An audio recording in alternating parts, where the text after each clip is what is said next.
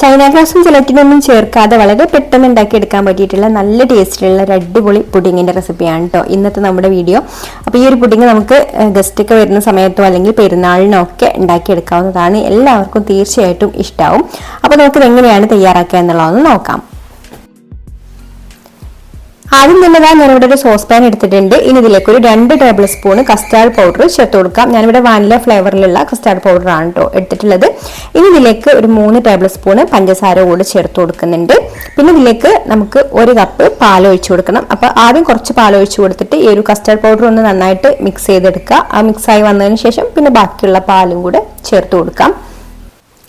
എന്നിട്ട് flame on ആക്കിയിട്ട് ഇത് കൈയെടുക്കാതെ ഇളക്കിക്കൊണ്ടിരിക്കുക. ഇളക്കൽ നിർത്താൻ പാടില്ല കേട്ടോ, കാരണം കസ്റ്റാർഡ് പൗഡർ പെട്ടെന്ന് തന്നെ അടിയിൽ പിടിക്കാൻ ചാൻസ് ഉണ്ട്. അപ്പോൾ ഇതുപോലെ നന്നായിട്ട് ഇളക്കി കൊടുത്തിട്ട് ഒന്ന് തിളപ്പിച്ചെടുക്കണം.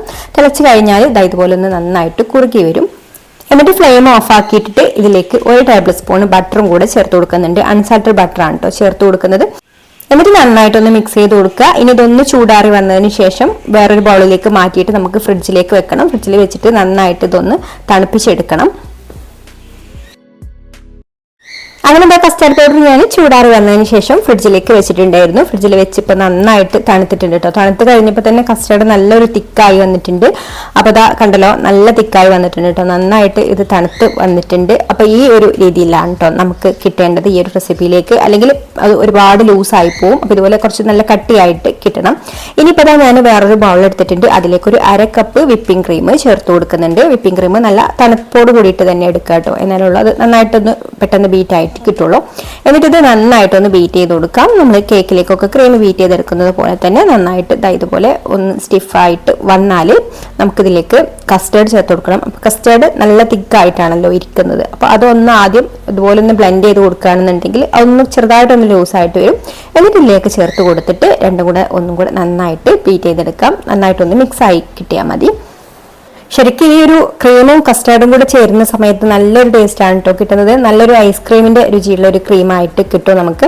പിന്നെ ഇത് ഒരുപാട് ലൂസ് ആവാതെ നോക്കണം. നമ്മൾ കസ്റ്റാർഡ് ഉണ്ടാക്കുന്ന സമയത്ത് കുറച്ച് നല്ല തിക്കായിട്ട് തന്നെ ഉണ്ടാക്കിയെടുക്കുകയാണെന്നുണ്ടെങ്കിൽ ഈ ഒരു ക്രീം ലൂസ് ആവില്ല. ഇനിയിപ്പോൾ ക്രീം കസ്റ്റാർഡ് ലൂസ് ആയിട്ടാണെന്നുണ്ടെങ്കിൽ നമ്മൾ ഈ ഒരു ക്രീമിലേക്ക് ചേർത്ത് ബീറ്റ് ചെയ്യുന്ന സമയത്ത് അത് ഒരുപാട് നല്ല ലൂസായിട്ട് വരും.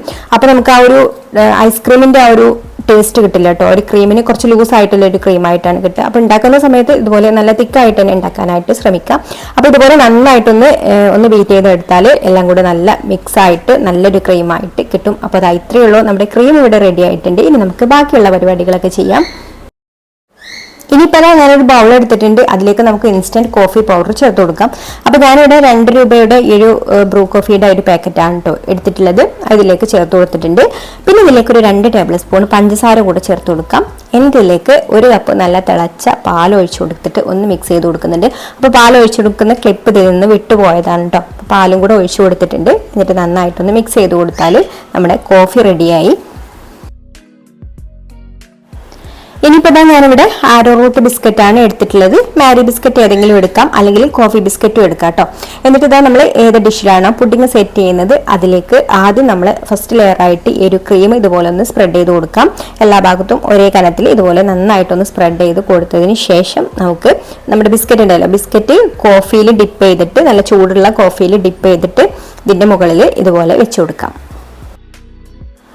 ഗ്യാപ്പൊക്കെ ബിസ്ക്കറ്റിന്റെ പീസ് വെച്ചിട്ട് ഒന്ന് ഫില്ല് ചെയ്ത് കൊടുത്താൽ മതി കേട്ടോ. അപ്പോൾ ഇതുപോലെ കംപ്ലീറ്റ് ആയിട്ട് ഒന്ന് വെച്ച് കൊടുത്തതിന് ശേഷം പിന്നെ അടുത്ത ലെയറായിട്ട് നമ്മൾ വീണ്ടും ഇതിന്റെ മുകളിൽ ക്രീം സ്പ്രെഡ് ചെയ്ത് കൊടുക്കുകയാണ്.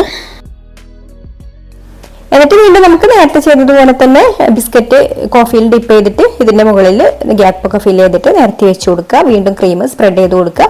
അങ്ങനെ നമുക്ക് എത്ര ലെയറാണോ വേണ്ടത് അത്രയും ചെയ്യാം കേട്ടോ. അപ്പോൾ ഞാനിവിടെ ഒരു 4 ലെയറായിട്ടാണ് ചെയ്തെടുക്കുന്നത്. എന്നിട്ട് ലാസ്റ്റ് ഇതിന്റെ മുകളിൽ കുറച്ച് മിൽക്ക് ചോക്ലേറ്റ് ചോപ്പ് ചെയ്തതും കൂടെ ഇതുപോലെ ഒന്ന് ഇട്ട് കൊടുക്കുന്നുണ്ട്. ഞാനിവിടെ പ്രീമിയം ചോക്ലേറ്റ് ആണ് കേട്ടോ ഇട്ട് കൊടുക്കുന്നത്. അതും കൂടെ ആകുമ്പോൾ നല്ലൊരു ടേസ്റ്റ് തന്നെയാണ് ഈ ഒരു പുഡിങ്ങിന്. ഇനി നമുക്കിത് ഫ്രിഡ്ജിൽ വെച്ചിട്ട് നന്നായിട്ട് തണുപ്പിച്ചെടുത്തിട്ട് സെർവ് ചെയ്യാം.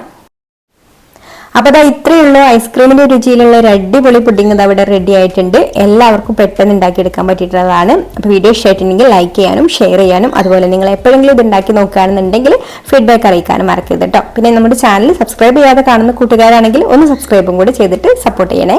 അപ്പോൾ ഇത് മറ്റൊരു നല്ല റെസിപ്പിയുമായിട്ട് അടുത്ത വീഡിയോയിൽ കാണാം. Thank you for watching.